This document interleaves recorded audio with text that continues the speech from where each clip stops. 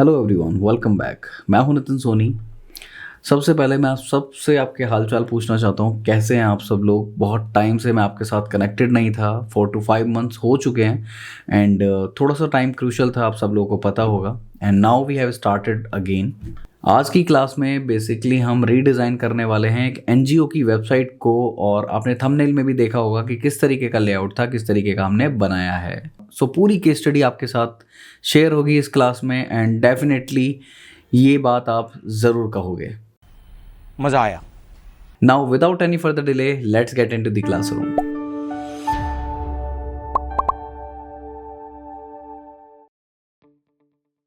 सबसे पहले कॉन्सेप्ट देखते हैं, थोड़ी सी हिस्ट्री बताता हूँ कि किस तरीके से मैंने इस पे काम किया। ये कुछ असेट्स मुझे मिले थे इनकी तरफ से। इनका पीडीएफ ब्रोशर है जिसमें सारी डिटेल्स इन्होंने मेंशन कर रखी है। कुछ आइडिएशन पॉइंट ऑफ व्यू से भी मुझे इसमें हेल्प मिली थी। ये पूरा गो थ्रू करके देखेंगे अभी क्या क्या चीज़ें हम यहाँ से ले सकते हैं, वो सारी चीज़ें हम वेबसाइट में देखेंगे। और ये इनके कुछ वेंचर्स हैं, 4 वेंचर्स हैं, इनमें से भी हमें कुछ डिटेल्स यहाँ पर वेबसाइट में डालनी थी। सबसे पहले मैं वही डिज़ाइन खोल लेता हूँ जो उनका एग्जिस्टिंग डिज़ाइन था। यहाँ पे आप देख सकते हो, ये हमारा नेविगेशन पार्ट है और यहाँ पर इन्होंने नेविगेशन को ऑरेंज कलर दिया है जो थोड़ा सा विजिबिलिटी प्रॉब्लम क्रिएट कर रहा है। इसके बाद ये यहाँ पे मैं बैनर पार्ट को भी बाइफिकेट नहीं कर पा रहा हूँ, एंड अबाउट अस सेक्शन भी बाइफिकेट नहीं कर पा रहा था।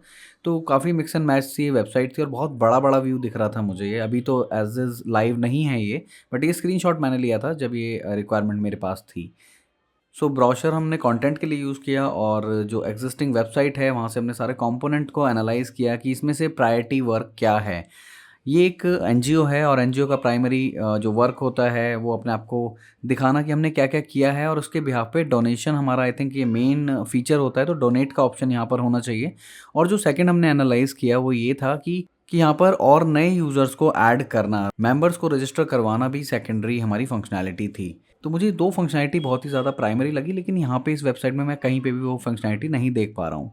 अब चलते हैं फिग्मा में और मैं आपको दिखाता हूँ, स्टेप बाय स्टेप दिखाऊंगा मैंने ये डिज़ाइन किस तरीके से बनाया था। और एक चीज़ और आपको बताऊंगा कि ये वर्डप्रेस थीम पे बनना था। लो बजट आप इसको बोल सकते हो। तो लो बजट चीज़ें जब होती हैं तो उसमें थोड़ा सा कॉम्प्रोमाइज़ेस भी डिज़ाइन पे शायद हो जाता है।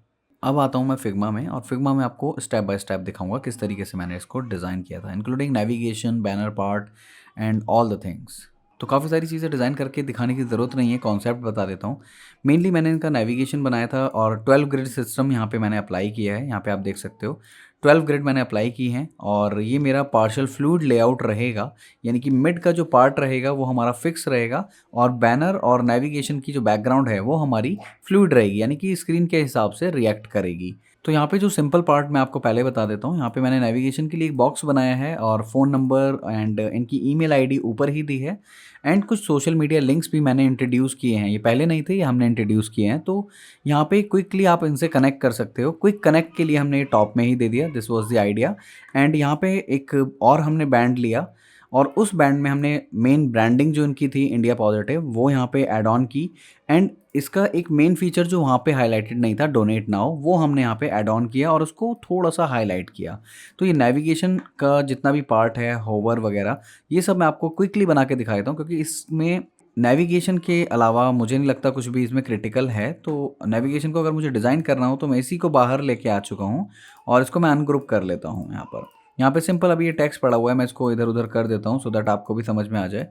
और एक लाइन में आप कभी भी नेविगेशन मत रखना, जैसे होम, अबाउट अस हम एक लाइन में टाइप कर देते हैं, वो करने की ज़रूरत नहीं है। एंड यहाँ पे भी मैं इसको एज इट इज़ ले आता हूँ, इसको भी हटा देते हैं।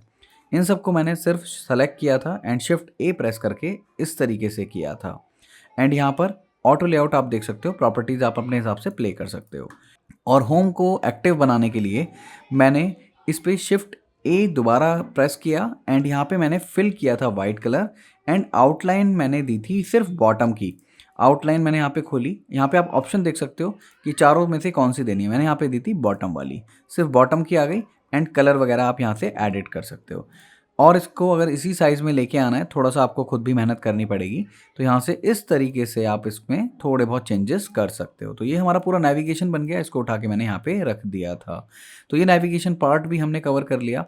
और बैनर में जैसा कि मैंने आपको बताया फ्लूइड रहेगा, लेकिन मैंने इमेज कुछ इस तरीके से सेलेक्ट की थी कि हमारा जो लेफ्ट में कंटेंट है वो विजिबल रहे, राइट में ही सिर्फ इमेज आए। तो ये इमेज स्टॉक इमेज है, आप भी कहीं से भी डाउनलोड कर सकते हो। देन मैंने यहाँ पे आइडिएशन पॉइंट ऑफ व्यू से एक लाइन दी थी जो लोगों को अट्रैक्ट करे कि हमने इतना काम इस ट्रस्ट में किया है। सो एक बिलीव बनाने के लिए एक लाइन यहाँ पे दी गई है। और इसके बाद यहाँ पर इनका एक लोगो था जो इस पर्टिकुलर ट्रस्ट के लिए था, तो यहाँ पे इस बैनर पे ये मैंने डाल दिया एंड 2 एरोज को मैंने यहाँ पे लगा दिया था। एरो बनाना ज़्यादा डिफरेंट नहीं है, वो भी मैं क्विकली आपको बना के दिखा देता हूँ। सो बेसिकली यहाँ पे मैंने पिक्सल ग्रिड हिडन है, पिक्सल ग्रिड को एक्टिवेट कर लिया और ज़्यादा जूम करके देखोगे तो आपको दिखेंगी, अदरवाइज आपको नहीं दिखेंगी। और यहाँ पे P दबा के पेन टूल लिया एंड पेन टूल से आप देख सकते हो ये सारा स्नैप होके चलता है। यहाँ पे मैंने ये ले लिया एंड देन स्किप कर दिया। स्किप दबाने के बाद ये मेरा एरो तो रेडी हो चुका है एंड यहाँ से मैंने इसको डन कर दिया। डन करने के बाद इसको बड़ा कर सकता हूँ एंड यहाँ से मैं ले लूँगा एलिप्स। एलिप्स में मैं फिल नहीं कर रहा हूँ कुछ भी कलर, फिल हटा देता हूँ, सिर्फ स्ट्रोक रखता हूँ मैं यहाँ पे एंड इसको मैं थोड़ा और छोटा कर लेता हूँ, दिखने में थोड़ा ऑड लग रहा था अभी ये मैंने इक्वल एंड सेंटर कर दिया। सो ये मेरा एरो भी यहाँ पे बन गया। एरो मैंने इस तरीके से यहाँ पे बनाए थे और लेफ़्ट वाला और राइट वाला आप इस तरीके से फ्लिप कर सकते हो। तो इसको आपको फ्लिप करना रहेगा, तो आप इसको राइट क्लिक करो एंड फ्लिप हॉरिजॉन्टल आप कर दो, तो आपके 2 एरोज भी यहाँ पे बन के रेडी हो जाते हैं। तो बैनर पार्ट मेरा यहाँ पे क्लियर हो चुका है। बैनर एक और है जो मैं आपको दिखाऊंगा। बेसिकली मैंने 2-3 बैनर के ऑप्शन दिए थे, यहाँ पे मैं सेटिस्फाई नहीं था तो ये बैनर का ऑप्शन मैंने नहीं दिया। एंड यहाँ पे इमेज बेस है, अगेन मैंने इमेज पे थोड़ा सा काम किया है। अगर आप लोग लोगे तो आपको फील नहीं होगा, बट आप शायद आपका कंटेंट उसमें मर्ज हो जाएगा। इमेज लेने के बाद मैंने यहाँ पे कुछ एडिटिंग्स भी किए हैं जिससे ये थोड़ा सा डार्क हो गया है, अदरवाइज़ ये थोड़ी लाइट थी तो मेरा टेक्स्ट यहाँ पर नहीं दिखता। तो ये मैंने अपने हिसाब से थोड़ा सा टोन छेड़ी है इसकी। देन एक और कस्टमाइज बैनर था जो मैंने इन्हीं के ब्रोशर से ये वाला ग्राफिक लिया था और इनकी लाइन भी यहीं से ली थी। तो एक और मैंने बैनर बना के दिखा दिया इन्हीं के कलर थीम पर। सो इनकी कलर थीम अगर मुझे लेनी हो तो मैं यहाँ से इसको PDF को इलिस्ट्रेटर में इंपोर्ट कर लूँगा और यहाँ से इस वेक्टर को, क्योंकि ये PDF में बनी है और PDF वेक्टर्स होते हैं, सो मैं यहाँ पे सिर्फ इसको इलिस्ट्रेटर में खोलूँगा इस स्लाइड को और यहाँ से इस ग्राफिक को, जो ये ग्राफिक था मैंने इस ग्राफिक को पिक किया और वहाँ पर यूज़ कर लिया। और इसे फिग्मा में ले जाने के लिए ज़्यादा कुछ नहीं करना होगा, सिर्फ सेलेक्ट करना है एंड कॉपी यहाँ से करोगे एंड पेस्ट आपको फिग्मा में करना रहेगा। इसके बाद जैसा कि मैंने आपको बताया कि वेबसाइट के 2 पर्पस थे, एक तो डोनेशन लेना और दूसरा यूज़र्स को रजिस्टर करवाना। सो इन 2 गोल्स को मैंने यहाँ पे इस तरीके से कैटर किया। ऊपर डोनेट नाउ का हाईलाइटेड बटन दे दिया और यहाँ पर मैंने एक यूएसपी भी दिखा दी कि इतने लोग ऑलरेडी रजिस्टर्ड हैं, टू मोटिवेट द पीपल कि इतने लोग ऑलरेडी रजिस्टर हो चुके हैं और अब आप भी हो जाओ। तो एक छोटा सा एक बैनर पार्ट मैंने यहाँ पे बना दिया एंड यहाँ पे इनके कुछ 2 और यूनिट्स थे, बिहार एंड श्यामा फाउंडेशन, सो ये भी मैंने यहाँ पर दे दिया। एरो का मतलब होता है डिफरेंट टैब पे आपका ये पेज खुलेगा, तो बेसिकली अदर वेबसाइट है इसलिए मैंने इस टाइप का यहाँ पे एरो दिया है। अगर आप इसका डिपिक्शन देखोगे तो गूगल पे भी आपको मिल जाएगा कि इस आइकन का मतलब क्या होता है। इसके बाद मैंने अबाउट अस डाला एंड अबाउट अस में मैंने एक टैग डाल दिया अबाउट अस का एंड देन हेडिंग मैंने काफ़ी बड़ी डाल दी एंड इसमें भी 4 सब टैब थे, आर विजन, आर पर्पस। सो ये टैबिनेशन पे चलेगा, जैसे अभी ऑरेंज वाला सेलेक्टेड है तो इसके कॉरस्पॉन्डिंग नीचे टेक्स्ट आ रहा है। अगर मैं आर पर्पस पे क्लिक करूँगा देन उसके कॉरस्पॉन्डिंग नीचे डेटा चेंज हो जाएगा।